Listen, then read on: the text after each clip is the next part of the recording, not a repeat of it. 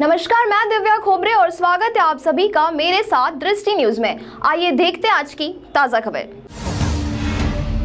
मुख्यमंत्री डॉक्टर मोहन यादव का विदिशा दौरा। शमशाबाद में 163.62 करोड़ के विकास कार्यों का करेंगे लोकार्पण और भूमि पूजन। जिला स्तरीय फिंगरप्रिंट लैब आयोजना का करेंगे शुभारंभ। जिले की 5 विधानसभाओं के 97 विकास कार्य शामिल। 104.30 करोड़ की लागत से 56 निर्माण कार्यों के शिलान्यास और 59.32 करोड़ के 41 निर्माण कार्यों के लोकार्पण शामिल। मित्रों, याद रखो, कांग्रेस की सरकार थी और किसानों के लिए दिन में तो छोड़ो, रात में भी बिजली नहीं मिलती थी। ये बिजली को जल रही है, जोरदार अभिनंदन करो। ये हमारी सरकारों की देन है। ये सीजन आता था जब गेहूं के लिए बिजली चाहिए, कोई डब्बा लेके पेट्रोल की लाइन में लगना, डीजल के लिए जनरेटर, इन्वर्टर, स्टार्टर, पूरे समय परेशान। और जवाबदारी के साथ कहना चाहूंगा, कांग्रेसियों, आप जवाब दो इस बात का। 1956 में मध्य प्रदेश बना और उस समय लगभग 100 रुपए के आसपास क्विंटल से गेहूं मिलता था। वो 2002-03 तक, जब तक कि कांग्रेस की सरकार रही, अधिकांश समय इनकी सरकार रही, लेकिन गेहूं केवल 350-400 रुपए ऊपर गया। ये पाप उनके मत है और हमें गर्व है। हमारी माननीय साध्वी उमा भारती, बाबूलाल जी गौड़, शिवराज सिंह जी चौहान और हमारी सरकार 20 साल में 2600 रुपए क्विंटल खरीद रही। 2625 रुपए क्विंटल। ये हमारी सरकार के काम करने का तरीका। यहाँ 20 साल में 2000 रुपए क्विंटल बढ़ाया और कहा इनके 55 साल में 400 रुपए क्विंटल। और सिंचाई के रखने की बात कर रहे थे मीना जी, आपने कहा ये पाप भी कांग्रेस के माथे। अरे मध्य प्रदेश तो नदियों का मायका। कौन सी बड़ी नदी देश के अंदर जो मध्य प्रदेश में नहीं है?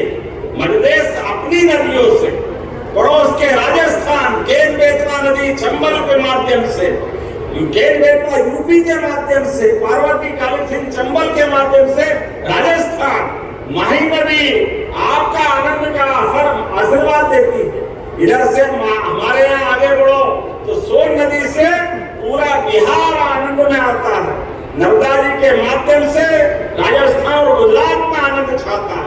नदियों का मायका है मध्य प्रदेश। परमात्मा ने तो बहुत कृपा करी, लेकिन कांग्रेस ही कंजूस निकले। इनकी आत्मा नहीं कर सकी। ये किसानों के साथ अन्याय करते हुए नदियों में पानी बहता रहा। छिपड़ा से निकल के चंबल, चंबल से यमुना, यमुना से गंगा, गंगा से गंगा सागर होते अरब सागर तक चला गया। लेकिन खेतों में पानी कांग्रेस ने नहीं दिया। अपने बलबूते किसानों ने 55 साल में मेहनत करके कोई ने कुआं खोदा, कोई ने बावड़ी बनाई, तो केवल 7.5 लाख हेक्टेयर का रकबा बढ़ा। मुझे खुशी है इस बात की, हमारी सरकार ने 2 साल में 10 लाख हेक्टेयर से ज्यादा तो अभी कर दिया। ये हमारी सरकार का काम करने का तरीका। हमारे विरोधियों के छाती पे सांप लौट जाता है। क्यों भाई? खाते तो यहाँ का हो, बजाते कहाँ का हो?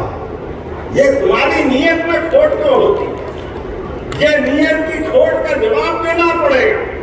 जब हमने अपने इस धरती से प्रेम किया, प्रकृति से प्रेम किया, तो 33 करोड़ देवी देवता का वास गौ माता के माध्यम से हमारी सनातन संस्कृति सिखाती है। ऐसे में जगह जगह गौशाला खोल करके इसी योजना पे हम आगे बढ़ रहे हैं। और इतना ही नहीं, घर घर गौ माता पाले। किसान की आमदनी बढ़ाने के लिए किसान अपनी फसल से तो आय करे, लेकिन घर में दूध दही भी होना चाहिए। जब दूध दही घी मक्खन होता है तभी तो गोपाल कृष्ण बनते घर घर में। ये आनंद कहां से आता है? ये हमारे माखन की ताकत है, ये दूध की ताकत है। ऐसे समय में हमारी सरकार लगातार प्रयास कर रही है। कंस को मारने के लिए कृष्ण को भी चाहिए और माखन भी चाहिए। ये आनंद होना चाहिए। इसलिए हमारी सरकार ने निर्णय लिया 25 गौ माता की कामधेनु योजना के माध्यम से जो आवेदन करेगा 25 से लगा करके 200 तक उसका 25% अर्थात 25 गौ माता की योजना बना के 40 लाख का अगर प्रोजेक्ट बनाओगे तो 10 लाख रुपए हमारी सरकार आपको देगी इस मामले में आगे बढ़ाने के गौ माता के माध्यम से।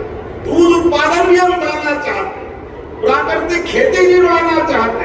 प्राकृतिक खेती के माध्यम से मध्य प्रदेश देश में नंबर 1 का राज्य है, इसको और आगे बढ़ा रहे हैं।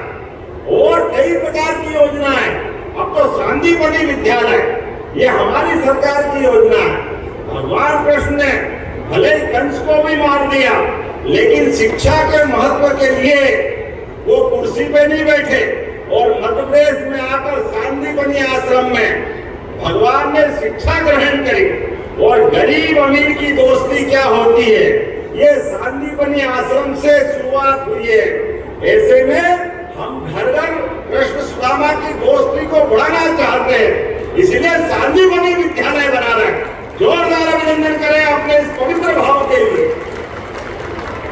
संदीपनी विद्यालय जहाँ 64 कला, 14 विद्या, 4 वेद, 18 पुराण, सभी प्रकार की शिक्षा के साथ जीवन के सभी गुण सर्वगुण संपन्न बनाने के लिए विद्यार्थियों को प्रोत्साहित करना है। तो युवाओं के लिए जो टॉप करेगा उसको स्कूटी, जो स्कूल जाएगा उसको किताबें, उनके पहनने के लिए गणवेश, 4 किलोमीटर से ज्यादा 8वीं का स्कूल हो, 9वीं का, तो उसको साइकिल भी हमारी सरकार देने वाली है। ये हमारी सरकार की भावना है। कांग्रेस के जमाने में स्कूल में टाट पट्टी नहीं मिलती थी, लेकिन हमारी सरकार ने अपने बच्चों को पढ़ा लिखा के आगे बढ़ाने के लिए सभी योजना बनाई। जोरदार अभिनंदन करें बच्चों के लिए, विद्यार्थियों के लिए। मैं बोलने के लिए बहुत देर बोल सकता हूँ, लेकिन समय की सीमा है, इसलिए आपने मुझे कुछ मांग पत्र दिए हैं, उस मांग पत्र के आधार पर मैं बात करना चाहता हूँ। ऐसी ही तमाम खबरों के लिए बने रहे हमारे साथ।